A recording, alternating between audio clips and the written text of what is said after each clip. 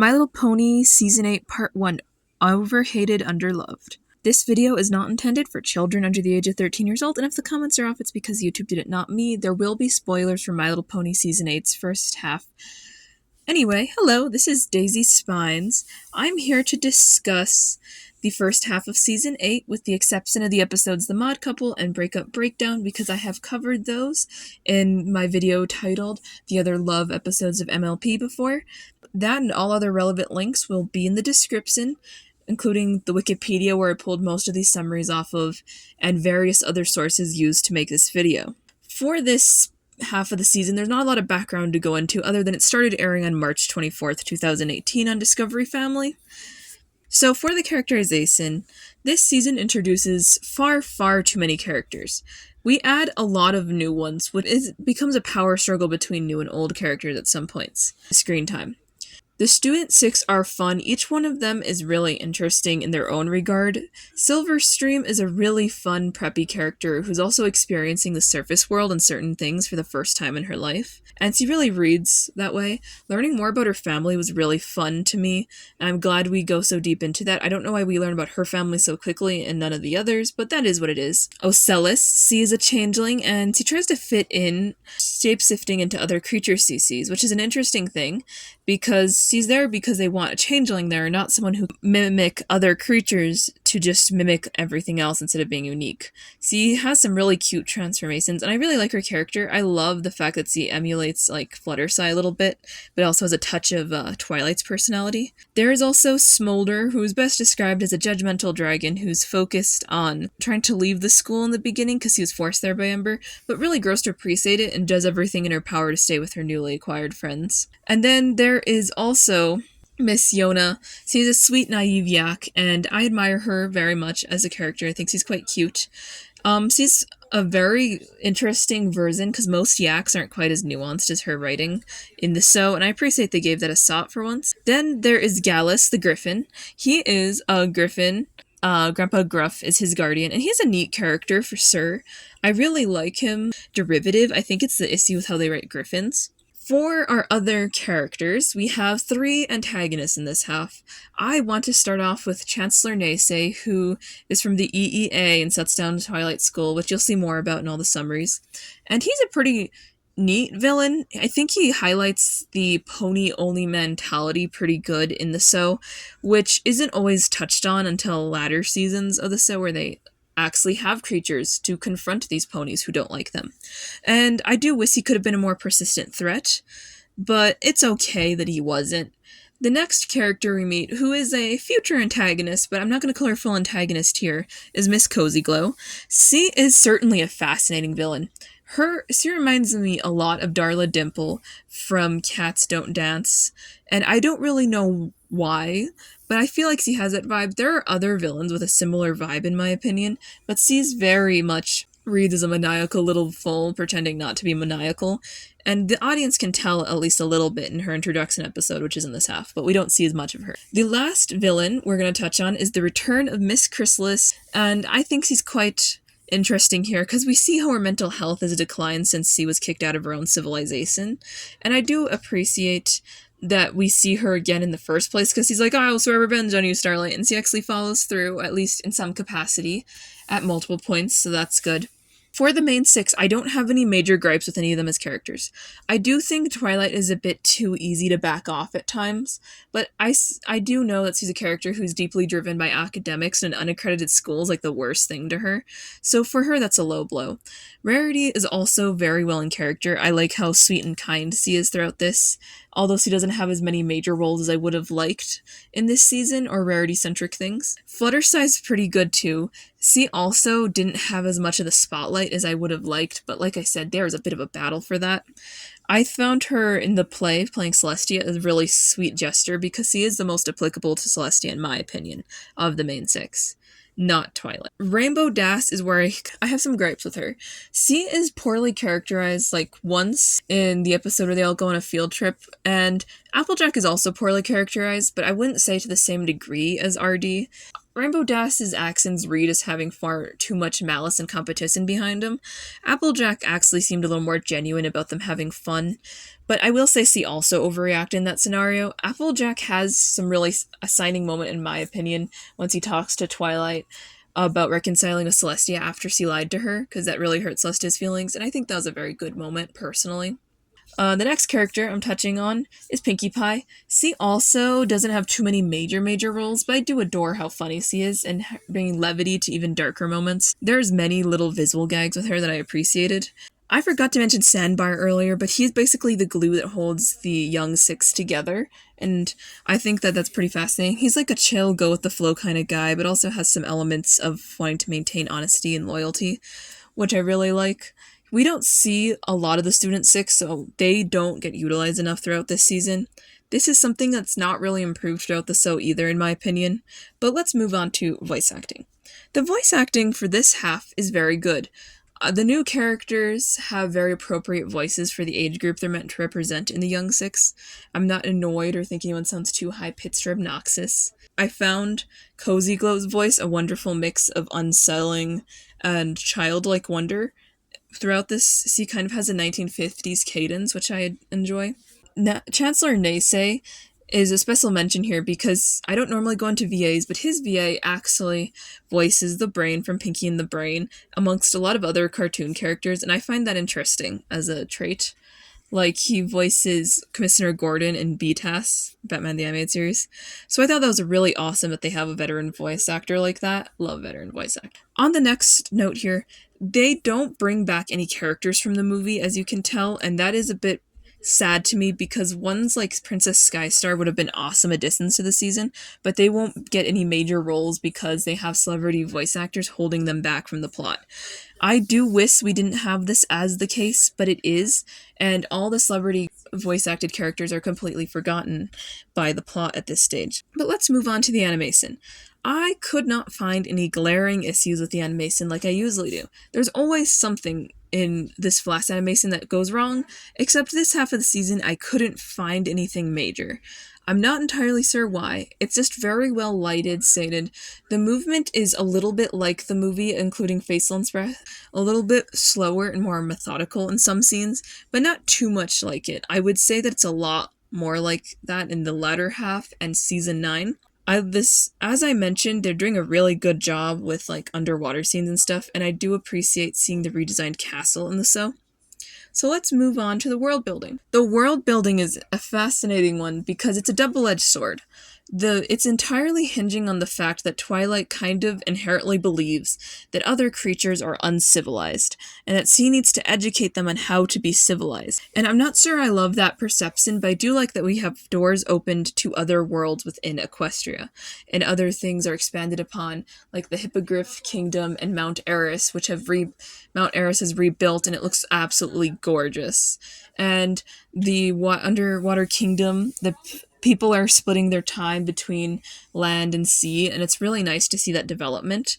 I do wish we saw more of the other cultures' development, but we don't here. In this half, we do in the other half, but not here. So for the next section, we have the music. There's a grand total of 3 songs here. The first one is from School Days Part 1, and it's fine as a song. It's called School of Friendship is its name, and it's fine. It works well within the narrative to introduce the concept of the School of Friendship, as half-baked as it ended up being. I won't listen to this one on my own again. The next one is from the second part, School Days Part 2, Friendship Always Wins. I found this to be a pretty good song myself. I would listen to this one a little more outside the actual episode. And the last one is Your Heart is in Two Places from Surf and Turf. This is a pretty good song. I like this one a lot more. It serves to grow certain characters, like Tomar specifically, from that song, and I do appreciate the effort put into it. For the next section, we have First Impressions. Like most people, I didn't like the school plotline at first. I don't think I ever met anyone who just went and said, yes, I fully like the school plotline. And that's okay. If you fully like it, that's fine. But it felt ham-fisted and poorly written, if I'm being entirely honest with you guys. I warmed up to it a lot over the years, and another thing about this whole season, is I watched all of it within about 2 weeks because my family was about to cancel their Netflix subscription, which is where I was watching at the time. It's not available on there now, by the way, just so you know, it's been removed. But That meant that I had to rush through everything important about this season very quickly, and I don't remember certain episodes as well as I wish I did. There's ones that stuck with me and ones I forgotten 10. But that leads me into the episodes themselves, starting off with School Days Part 1. The plot takes place shortly after the Storm King's defeat, and Twilight and her friends have returned home to discover that the map has expanded to cover land beyond Equestria. Realizing that there's so many creatures who know nothing about friendship, Twilight decides to open a friendship school where they can all learn about it together. She receives approval from the Equestrian Education Association, which expects her to do things by the book. On the school opening day, Twilight appoints her friends as teachers and welcomes 5 students from other lands: a dragon named Smolder, a changeling named Ocellus, a yak named Yona, griffin named Gallus, and a hippogriff named Silverstream. All of them become friends with the help of Sandbar, a young pony who keeps them together. Parents' Day goes awry by Ocellus crashing into a building. The EEA decides it is time to close down the school because it has violated the strict guidelines by both letting non-ponies into the school and having a quote-unquote violent incident. This enrages the other nations, which take their kids back, and the school loses its accreditation, which was only on a tenuous basis to begin with. My thoughts. This is an interesting episode. I'm not going to say that the School of Friendship was a fully thought out or good idea, but I will appreciate seeing non-ponies on screen. I've always enjoyed that about the show when we finally get away from that territory. It is a little bit weird to see the main 6 taken away from their main responsibilities to be 9 to 5 school teachers for children. I found this to be a very odd choice, and I don't think it makes a lot of sense. I did think that the EEA, Equestrian Education Association, was an interesting build into the world. So I believe the EEA's practices in the school was attempting to do some commentary on the broken in-person public school system in America. I have not been to this. I cannot speak to the accuracy on that specific topic, but I believe that was the goal they had here. I believe it is now time to move on to the next episode, School Days Part 2. The plot follows Twilight, distressed over the unaccreditation of her school, until Starlight encourages her to start again without following the EEE guideline. She and her friends attempt to convince the other kingdom's leaders to let their students return, only to learn that they have all run away from home, unwilling to part with each other. They discover that Sandbar has been hiding the students at the Castle of the Two Sisters in the Everfree Forest, and when they rescue them from being attacked by pugwudgies, after Twilight's students agree to give this school another chance, her and her friends assure them that things will be different this time. Chancellor Naysay confronts Twilight about reopening her unauthorized school, and she asserts her authority over him as the Princess of Friendship and writes down her own rulebook. Twilight and her friends use their own unique teaching methods to make the school more appealing, and the leaders allow their students to continue attending in Equestria. My thoughts. This part, to me, was a little bit better. The pacing felt a lot better, and we get some fun looks into the Student 6 dynamic with each other in a more meaningful capacity, which is what I like. Chancellor Naysay is interesting because the spell he put to lock this has like a safeguard that tells him when someone's opening it, but like what did he think would happen when he was confronting alicorns? See how the queen practically of Equestria and the Princess of Friendship, who's the next in line, were his competition. I don't know where he had the gall to think he could control that situation. I do think it's really nice to see the Castle of Two Sisters again. It's been a while. So I think I'm pretty much done with this. The mod couple, which is going to be skipped because I already talked about it. Moving on to Fake It Till You Make It. The plot follows Rarity, leaving Fluttershy in charge of her boutique in Manhattan, while she's out of town for a fast and so in Canterlot.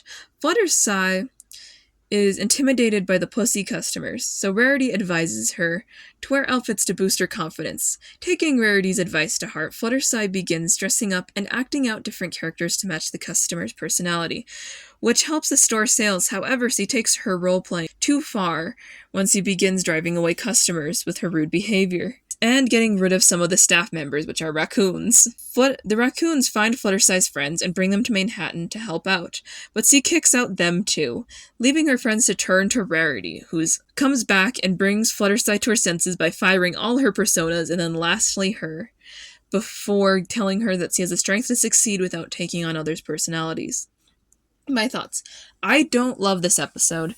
And Fluttershy feels a little bit off, but not too off. The whole episode is a little bit difficult to watch because of that. There's a lot of interesting pop culture references. Edward Scissorhooves is probably the most obvious. I also liked seeing the goth pony from season 5 again. I likely missed some other pop culture references because I don't watch enough media of that caliber to figure them out, but I would say this is an interesting episode.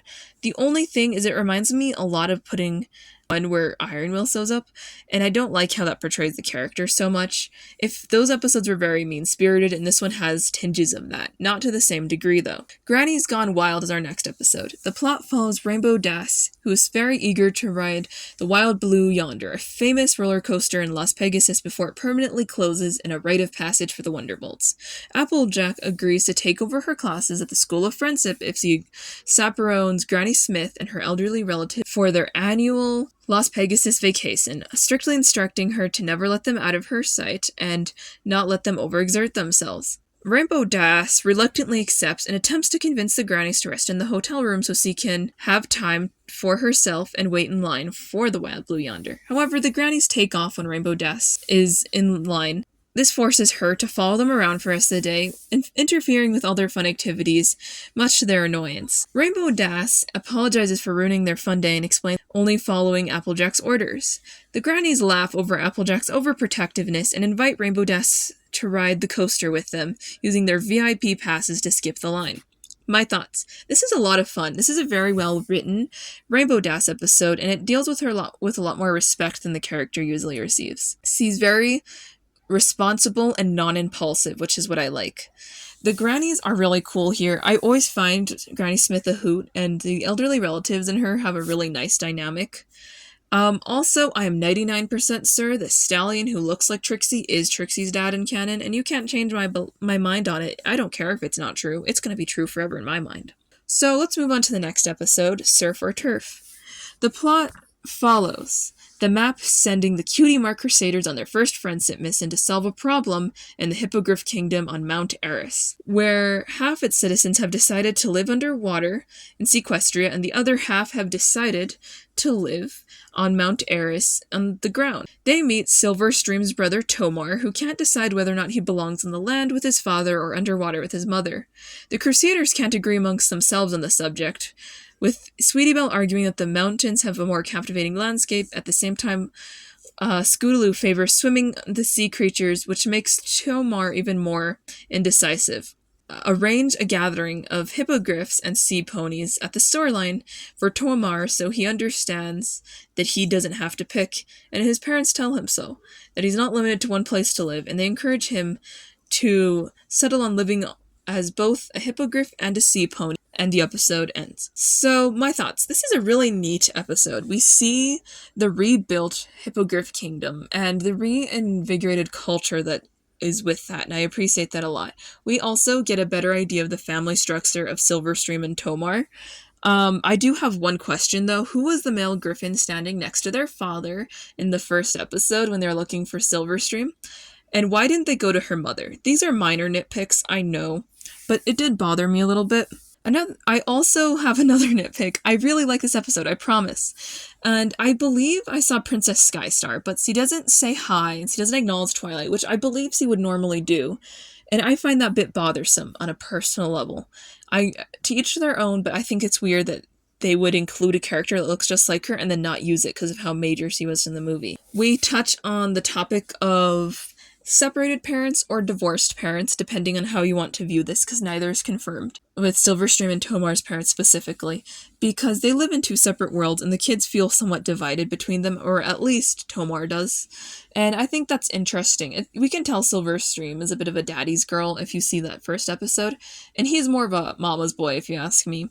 It's something that the show hasn't fully tackled, the topic of divorce. They barely even handle marriage in the first place in the show, so I'm not exactly surprised by it.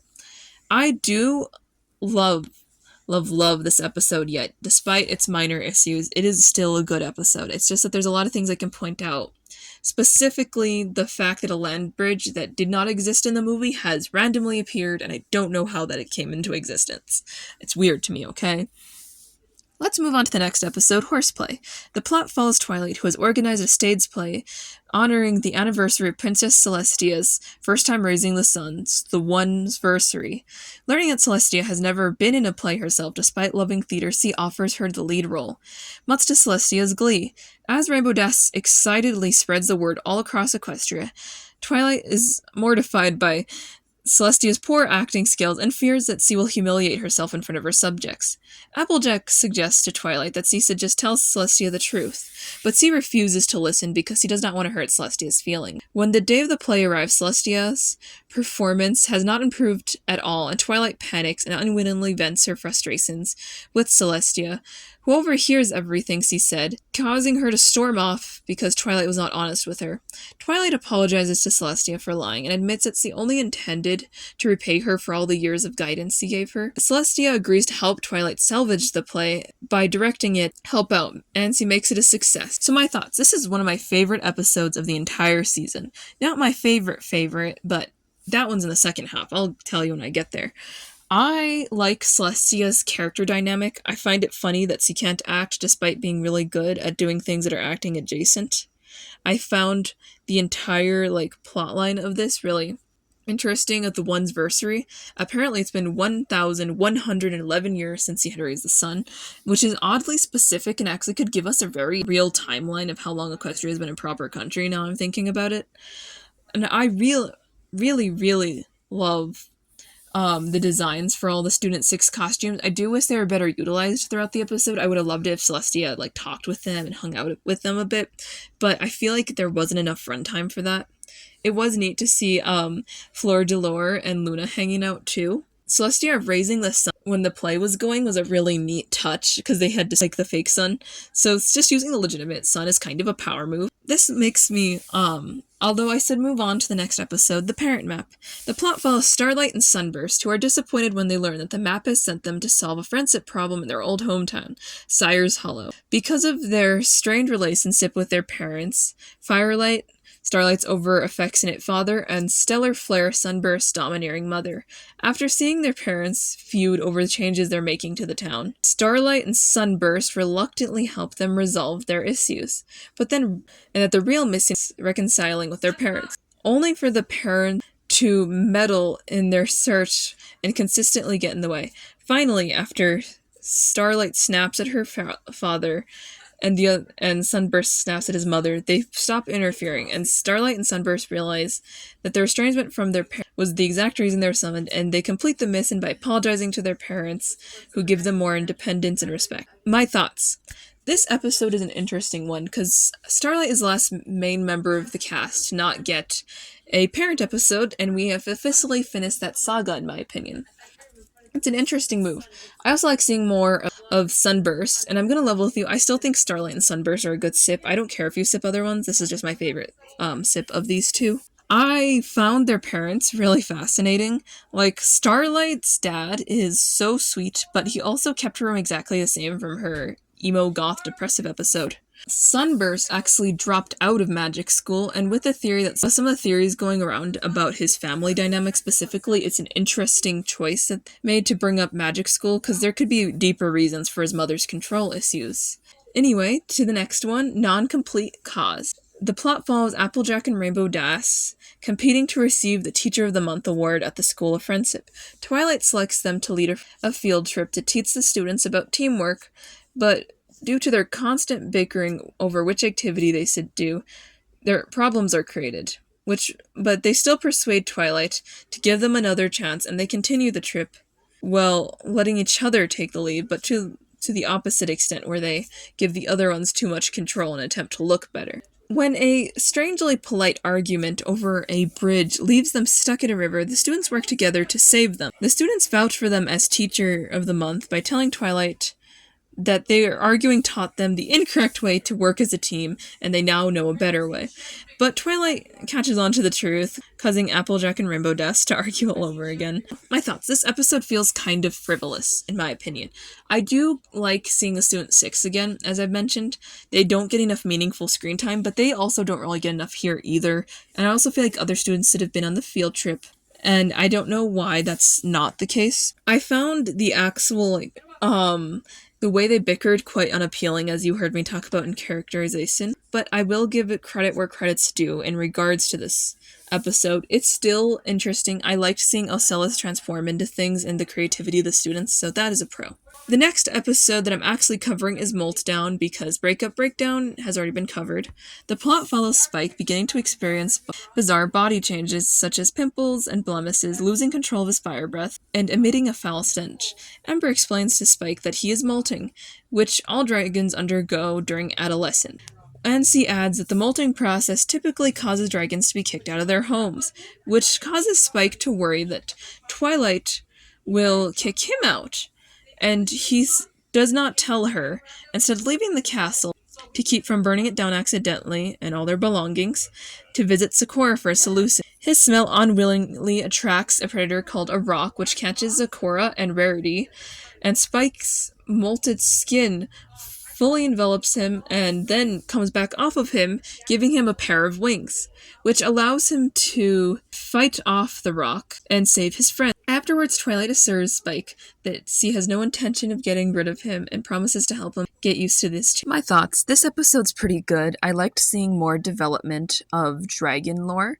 That's always appreciated. It explains why Spike didn't have wings, and giving him wings was a good move. I would have been a little sad if he ended off the series without wings, in my opinion. I do fully believe he's from the Dragonlands. It's just that dragons don't have wings at birth. They later acquire them.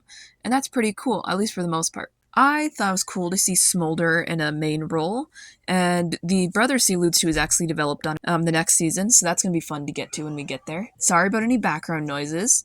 I did find the rock funny because it's like, a bird called a rock, and then there was like, it sounds like an actual rock when it's a different spelling. I thought that was a neat little gag. Although I do think it's interesting that's alicorn magic resistant. I'm not going to unpack that too far, but that is a little spooky for a bird. The next episode is Marks for Effect. The plot follows the Cutie Mark Crusaders who are bored with their ordinary classes and they attempt to enroll Twilight's School of Friendship, which Twilight turns them down, saying that they already know enough about friendship. The Crusaders later on meet a young student named Cozy Glow who is lost and struggling with her homework. They figure that helping her would be just as good as attending Twilight School. Cozy begins to ace her assignments under their tutelage and asks them for help preparing for a major upcoming test.